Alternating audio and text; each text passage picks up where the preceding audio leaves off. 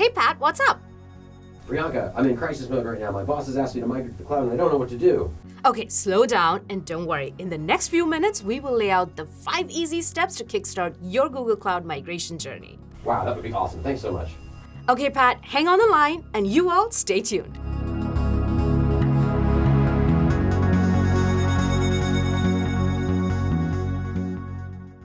Hi everyone, I'm Priyanka and welcome to Cloud Migration 101, where we will talk about all things migration. In this first episode, I'll show you how to get started with your migration journey to Google Cloud. What is cloud migration anyway?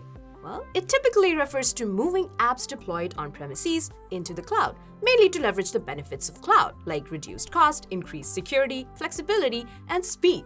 It could also mean moving workloads from one cloud to another. Any type of moving can be a challenge. Putting things in the right boxes, what if something gets lost or breaks? Can you put it all back together? Well, cloud migration is no different, even for the most experienced teams. So you need to plan and execute your migration very carefully. Where do we get started?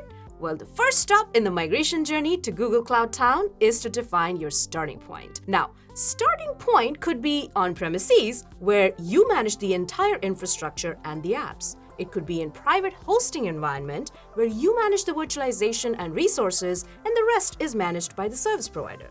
Or it could be in another cloud. Now that we have defined the starting and the endpoints, we are ready to jump into stop number 2, the types of workloads to migrate. This is important because it helps us assess the complexity of the migration. There can be different kinds of workloads, but for our purposes today, it is safe to categorize them as legacy workloads and cloud-native workloads. Legacy workloads are developed without any consideration for cloud environment, so it can be difficult and frankly expensive to modify them to run on cloud. On the other hand, cloud-native workloads are natively scalable, portable, available, and secure. So consider the type of workload you're dealing with while planning a migration. Now we are at stop 3. It's time to pick the type of migration that makes sense. There's lift and shift, where you move workloads from a source to a target environment with minor or no modifications. This is ideal when a workload can operate as is in the target environment or when there's little or no business need for change. It also requires the least amount of time and are easiest to accomplish. The disadvantage is you have a non-cloud native workload running in Google Cloud now, which is not ideal to take full advantage of cloud platform features like horizontal scaling, pricing, and managed services. The second type of migration is improve and move, in which you modernize the workload while migrating it to take advantage of cloud-native capabilities. This may take longer than the lift and shift because you're refactoring, but it turns out to be better in the long run because you gain access to many of the cloud-native benefits. The third type is rip and replace migration, where you decommission an existing app and completely redesign and rewrite it as a cloud-native app. You would do this if your current app is too expensive to migrate or you don't want to maintain it. This will obviously take a lot longer, but the upside is this migration sets you up to take full advantage of those amazing cloud features, including the horizontal scaling, managed services, and high availability. Once you decide which migration type makes sense for your business workload, we move on to the fourth stop on our migration journey. Assess your readiness for cloud. Your readiness depends on 4 themes: learning programs, leadership support, experience to scale cloud-native services, and the capacity to protect your current environment. For each theme, you should be in one of the 3 phases: tactical, strategic, or transformational. Since this is an exercise that highly depends on your organization's maturity for adopting cloud technologies, click here to learn how to evaluate your organization on the cloud maturity scale. Stop 5 on our journey is to define the core of the migration path. It has 4 phases. You assess, you plan, you deploy, and then you optimize. Got it? No. Let me try that again a little bit slower.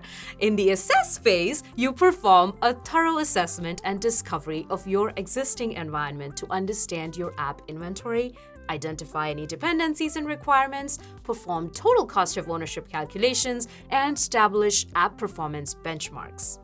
In the plan phase, you create the basic cloud infrastructure for your apps and plan how you will move them. This planning includes creating an organization, folders, environments, projects, resources, and networks, along with access controls, sorting the apps, and developing a prioritized migration strategy. In deploy phase, you design, implement, and execute deployment processes to move workloads to Google Cloud. And in the optimize phase, you begin to take full advantage of cloud-native technologies such as performance, scalability, disaster recovery, cost training, as well as opening the doors to machine learning and artificial intelligence integrations for your apps. Here's the summary of 5 steps we defined to kickstart your migration journey to Google Cloud. First, you define the starting point and endpoint, which is Google Cloud. Then you define your workloads, followed by the migration types. Then, using the cloud adoption framework, assess your readiness for your cloud journey. And finally, get set for the migration path. Assess, plan, deploy, and optimize. Now that we have a starting point, Pat is off building their migration plan to Google Cloud. You all, stay tuned for the next episode where we will help you choose what to migrate first. If you've got thoughts on different methods you've used, leave a comment below so we can continue our conversation. Until then, like, subscribe to keep learning about cloud migration. Oh, and check out the more detailed Getting Started guide by our solutions architect, Marco Fari.